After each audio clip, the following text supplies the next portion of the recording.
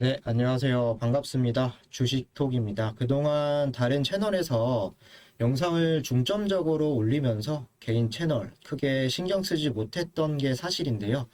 그럼에도 불구하고 구독자분들 많은 이탈은 없으셨네요.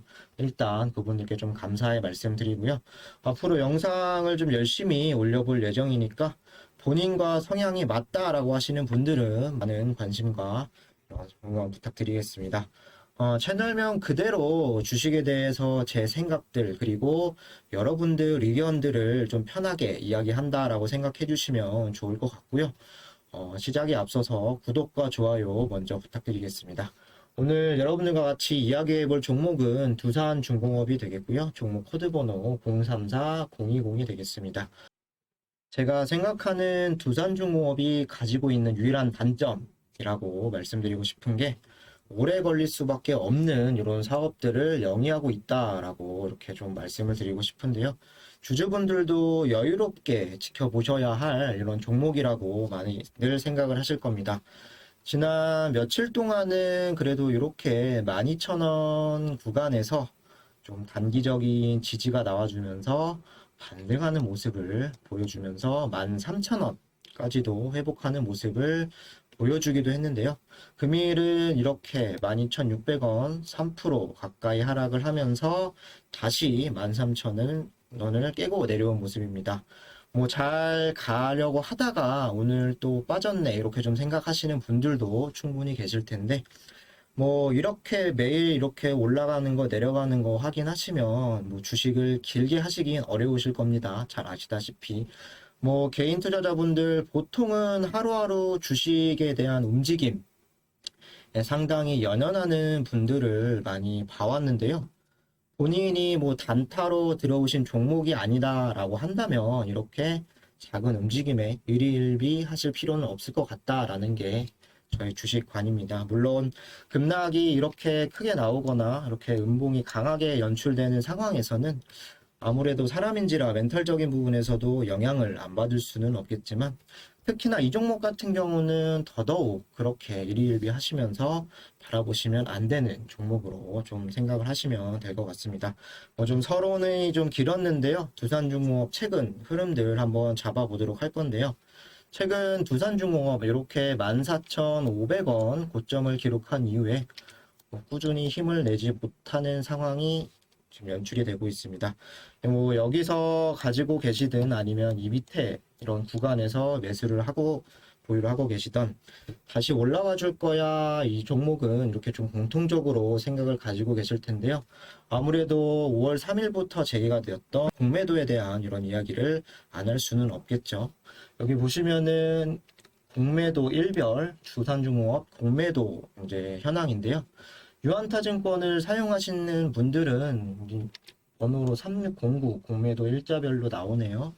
뭐 다른 증권사 사용하시는 분들도 공매도라고 치면 쉽게 확인이 가능하실 텐데 공매도가 재개된 5월 3일부터 좀 보도록 하겠습니다. 쭉 여기서 보시면은 확실히 5월 3일 이후에 공매도 뭐 비율도 상당히 올라간 모습을 체크하실 수 있고요. 그리고 뭐 공매 거래량이라던가 공매 뭐 수량도 또 늘어난 거는 팩트라고 할 수가 있습니다. 뭐 근데 여기 보시면은 이제 뭐 그날 5월 3일 날 8% 가량 이제 하락이 나왔었는데 또 공매 비율은 11% 이렇게 좀 나왔고요. 그리고 제일 높게 나온 날, 오늘까지 해서 이렇게 17%까지 공매도가 나온 날은 오히려 주가는 1%밖에 빠지진 않았고, 그리고 오늘 같은 경우도 사실은 공매도에 대한 이런 하락 추세라기보다는 시장이 굉장히 좋지 않았죠. 그런 부분에서 한 3% 정도 빠졌다라고 좀 확인하실 수가 있는데, 뭐 어쨌든 공매 대금과 공매 비율이 높다고 해서 뭐 하락을 계속 조장한다 이런 부분도 아니라고 생각을 하고요. 뭐 여기서 좀 의문이 드는 거는 첫날을 제외하곤 현재까지는 그래도 크게 이탈이 나온 부분은 없다라고 좀 보시면 좋을 것 같습니다. 뭐 9% 이상 공매 비율이 나옴에도 불구하고 또 3%대로 이렇게 상승한 날도 있었고요. 뭐 공매도 재개에 대한 이런 부분들 생각을 해보면 공매도 재개에 대한 공포 그리고 공매도가 제기가 되면은 여기까지 떨어질 거야. 뭐 이런 분위기 자체가 시장을 좀 어렵게 만들지 않았나라는 생각이 드는데요. 심지어 공매도고 수량이 가장 많았던 날 아까 설명드렸죠. 이때는 1%밖에 빠지지 않았죠. 이때를 말씀을 드리는 건데 이렇게 공매도와 이제 수량, 공매도 비율이 늘어난다고 해서 주가가 생각한 대로 계속 빠지기만 할 수 없다라는 부분들을 말씀을 드리고 싶은 거고요. 뭐 물론 이 수치가 전체적으로 뭐 이 공매도에 대한 비율을 뭐 합리화할 수는 없겠지만 공매도 같은 경우는 원래 좀 시행이 되었던 부분이고 공매도를 한다고 해서 이 두산중공업이라는 회사가 가지고 있는 뭐 가치가 변한다거나 공매도 때문에 난 이 종목을 거른다, 뭐 배제한다 이런 건 제 생각에서는 아닌 것 같습니다. 어쨌든 공매도의 불확실성 좀 5월 초에 이렇게 좀 시작이 되어서 늘어난 거는 사실이지만 뭐 5월 한 달 동안 어떻게 움직여줄지는 모르겠지만 공매도 보는 이런 부분들 좀 체크를 해보시면 좋을 것 같고요. 내가 정말 이 회사를 믿고 간다라고 한다면 이렇게 좀 떨어졌을 때 오히려 주워 담는 이런 기회가 왔다라고 생각해 주시는 게 맞을 것 같습니다. 그럼 이 종목을 좀 중장기 관점에서 봐야 하는 이유는 뭐가 있을까요? 뭐 여러 가지가 있겠지만 그 중에서도 SMR 소형 원전 모듈에 대해서 좀 말씀을 드리려고 합니다. 뭐 내년이면은 대선에서 정권이 바뀌는 시즌인데요. 그동안 탈석탄과 탈원전을 외치던 정부였죠. 원전을 때려치고 뭐 태양광 관련해서 뭐 여기저기 증설을 해버리는 바람에 두산중공업이 이번 정권에서 뭐 가장 큰 피해를 본 기업이다라고도 이야기들 하는데요. 뭐 일본에서도 사실 후쿠시마 이런 원전 사고도 있었고 국내에서는 또 아무래도 부정적으로 바라보는 이제 시각이 바뀔 수밖에는 없는데요. 뭐 우리 집 주변에 만약에 원자력 이런 부분들이 세워진다라고 한다면 사실 100이면 거의 100 가까이 좋아할 사람은 거의 없겠죠. 뭐 하지만 개인적으로 이 원전이라는 부분 여기서 전력을 이렇게 쏟아낼 수가 있는 부분인데 원전은 무조건적으로 좀 필수적이다라고 좀 생각을 하고요. 그리고 원전은 버릴 수 없는 카드로 생각을 하고 있습니다. 뭐 쉽게만 봐도 사실 친환경 자동차로 이제 자동차 패러다임이 이렇게 바뀌어가는 상황에서 원전을 통하지 않고서는 어렵다라고 저는 보고 있고요. 뭐 다음 정권에서 조금 더 적극적으로 이런 부분에 대해서 방향성을 잡아간다라고 했을 때 크게 또 한번 움직일 수 있는 종목이 두산중공업으로 뭐 대장주 역할을 할 수 있을 거라고 생각을 합니다. 인터넷에서 두산중공업 뭐 원전이라고 이렇게 검색을 해보시면은 요런 이렇게 뉴스들이 좀 나오는데요. 최근 이렇게 정부 차원에서 뭐 신재생 에너지나 2050년 탄소 중립을 외치면서 원전에 대한 가능성이 다시 대두되고 지난 14일이었죠. 정부 기관들과 두산중공업 주도하에 혁신형 SMR 개발에 적극적으로 이렇게 동참을 하겠다라는 부분 이렇게 좀 뉴스가 나왔었는데 저는 이 부분에 대해서 참 긍정적으로 생각을 합니다. 뭐 임기가 다 돼가고 있는 상황이죠. 현재 정부가 뭐 내년이면은 끝나는데 원전에 대한 대두성이 이제 임기 거의 막바지 들어가면서 뭐 필요성이 대두가 되어가고 있고 다음 정권이 자리를 잡는다고 해도 이런 부분들은 이어질 가능성은 충분하다. 그래서 충분히 매력을 가지고 있는 종목이다라고 좀 생각을 해주시면 좋을 것 같습니다. 뭐 이렇게 뭐 탄소 중립 원자력 없이는 안 된다. 스마트 원전이 대한 에너지 전문가들 소형 원전 등 원자력 기술 탄소 중립에 기여한다. 소형 원자로 원전 산업 생태계에 도움을 준다. 뭐 이런 뉴스들이 좀 나왔죠. 뭐 다음부터 나오는 부분들은 제가 한국 수력 원자력 공식 자료를 좀 참고를 해봤는데요. 여기 보시면